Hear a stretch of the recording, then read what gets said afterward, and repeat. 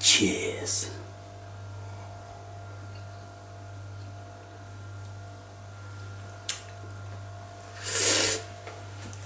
Actually, it's not that bad. This, some of you will know, I have a concoction that I take 2 times a day, every day. In here is 1 whole lemon, a good lump of fresh ginger ground, 4 shakes of cayenne pepper, red chili peppers, a teaspoonful of honey, and half a pint of that. Now,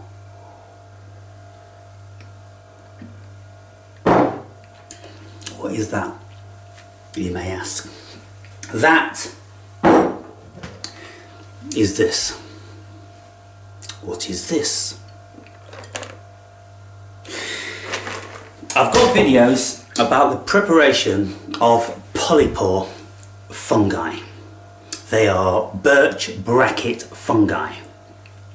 They have many medicinal qualities, and the one in particular why I started to consume this potion twice a day, every day, for this past, I think 4 months now, since the beginning of autumn, when polypores were more prolific. They're still about now. Polypores you'll find on silver birch trees. They can be found all year through, but in the summertime they become very dehydrated, which is no big deal actually, because you want them to be dehydrated, but because of their dehydration, then they are more difficult to cut into little slivers like this. And when you can either boil them up like this, or you can grind them up in a grinder, and then they look like that. The only difference is that you probably need to boil them less when they're like this, to ensure that you've got all the goodies out of them. And when you've got the goodies out of them, then you get like this, like old urine colour, and it's not the most palatable. And you can see there's a little bit of something moving around in the bottom. That's because I've only drained this with a colander and not with a sieve, and so there's still some of the but what I do, you see, by the time I boil this up, along with my ground ginger and lemon, then I run them all through a sieve. So I just get this in its essence, which is you can see a little few flecks of the cayenne pepper. At the bottom there I've got the honey, and I've got a teaspoon of creatine, which is a sporting supplement. And so I take that with 1, 2, 3, 4, 5, 6, 7 other supplements, of which I've spoken about in the past.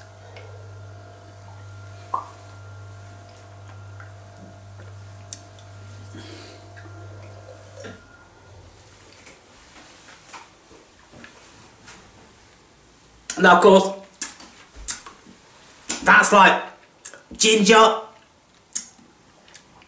fresh ginger, cayenne peppers and lemon. It's not the most palatable. And then I've got the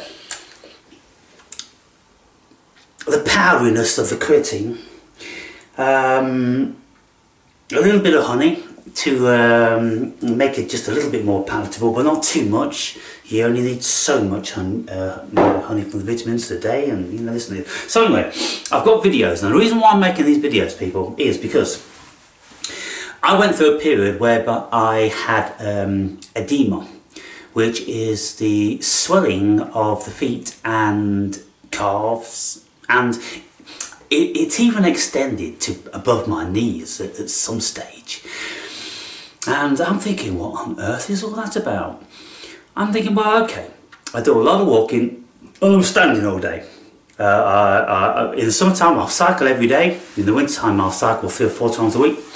you know, 8 to 10 miles, and I'm going to the gym every day. And so I'm thinking, well, I spend a lot of time on my feet these days, and you know, being 60 years old, what else can I expect? So I go and see the doctor, and the doctor goes, oh, okay, so we'll run some blood tests. They ran the blood test, they came back, and it's kind of like, creatine's a little bit high. And I'm like, well, I take creatine. Should I stop taking it? Well, yeah, stop taking it, and then we'll see if that, you know, reduces it. Creatine's a natural thing in your body in any case. And so I thought, well, it might be creatine, so during the winter time I can stop taking that sporting supplement. So I stopped taking that and had the blood test, and it's kind of like, oh, they're all normal, no difference really. I'm like, okay, so you've not found anything adverse. You know, they've not found any diabetes or, you know, anything that could constitute why I would have this certain dis-ease. And so, you know, it's like the dark side of the moon. It's still very much a mystery. And so I thought, well, I'm standing up all through the day. I don't sit down during the daytime. And I'm very active, and I do a lot of walking in the springtime and the summertime, and I'm cycling and I'm weight training and, you know, squatting and this and the other. So that could probably be it. I mean, you got to have something when you start to get old, right? But then I thought, well, I've heard that these polypores are anti-inflammatory. Like lots of things are anti-inflammatory. You find that honey's anti-inflammatory, cayenne pepper's anti-inflammatory. You know, there's this potion here,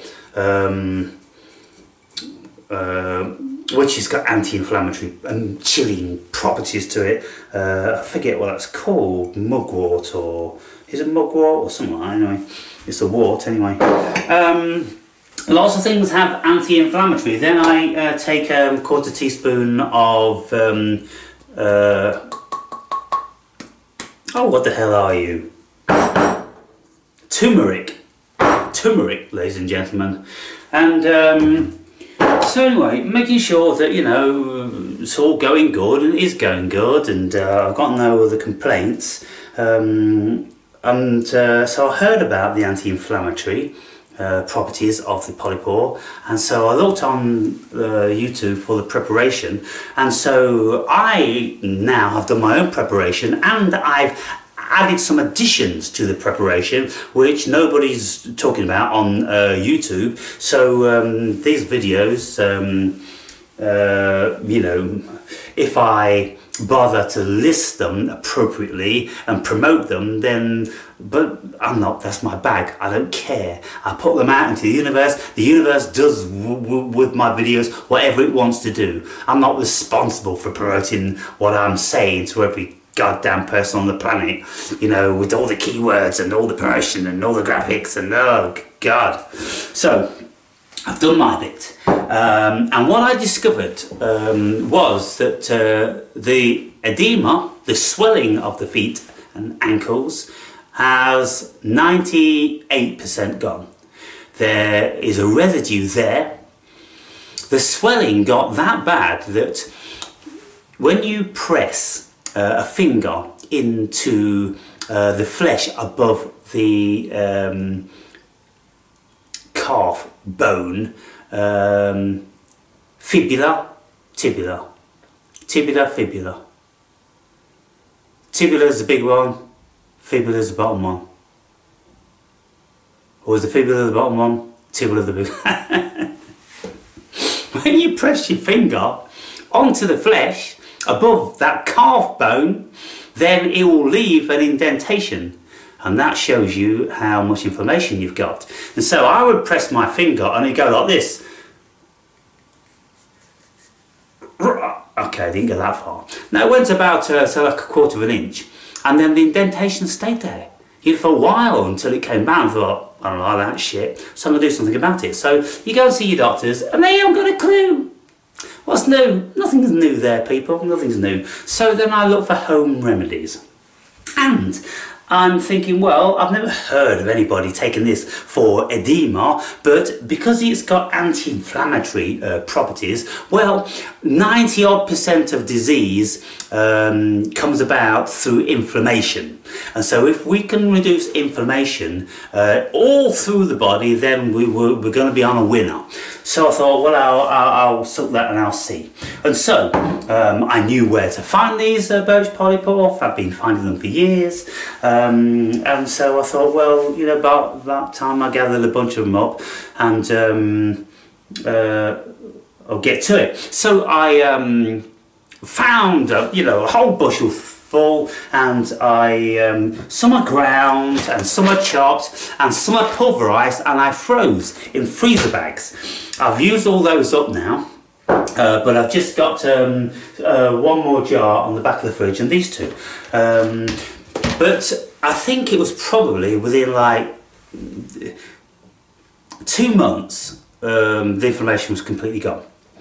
And so now I'm going to continue to take them, probably for about, looking at things, about 3 months. I've got 3 months left, and then I'll see if the edema comes back when I stop taking these, and then I will start taking them again, and if it goes away, then I found a cure, haven't I? Me. The only person in the whole world that I've ever heard of, doctors have never heard of it, most certainly. You know, witches would have heard of it, they'll all know about it. People that live in the country, old style, they'd know about it. But if they try and tell people about it, then they get thrown in lunatic asylums by big pharma overlords, don't they? That's how it goes, isn't it? So, people, this video is to introduce, I think there's about 3 videos which show you the preparation. So you've got the polypore, some of them are this big to start with, and then we go through the slicing and dicing process, which is very satisfying because they're beautiful to cut through, and they're very rubbery. And for those of you that are interested in those, then those videos are coming next. So, but as far as I'm concerned, as far as my feet are concerned, well, no swelling at all, no inflammation, and no fluid on my tibulas. Fibula. Damn it! I'm gonna have to look that up. Alright, guys and gals. So catch you later.